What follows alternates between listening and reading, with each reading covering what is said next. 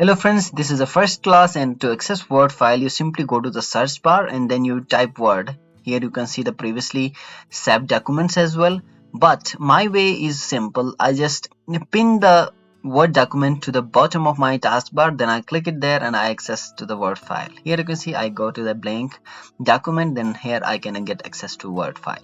Now I can go to the file option, then here you can see there are many options, like you can save as save in intro, then other, and then new. You can add a new file here, but I'm not doing that. And then there is home. Most of the work is done in home. Then we have insert option. We can draw different pictures, images, then draw, design, layout, mailing, and all these kind of things are there. Now in Viv, one option is supposed to be clicked, that is print layout, because whenever you want to print your file you need to do print layout. Then there is this ruler. You need to check it because it gives you an information that you are working on this page.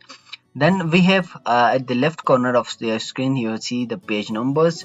That is the page number 1, and there are no words so far, so there is giving me one word, no word, sorry.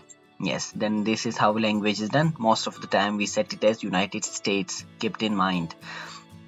Then word prediction, it's turned on, so it will show me the indication that if I type a wrong word. Then here I can do this way in the next option, then 3. When I click there, then you can see it's giving me the option. Then I press escape to move out of this command.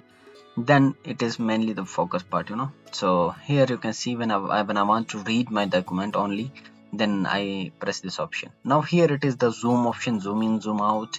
Here I can zoom out and zoom in. Most of the time I keep it at 120 zoom, so that gives me more friendly our user face. Thank you so much. This is first class done. Tomorrow we'll do a second class.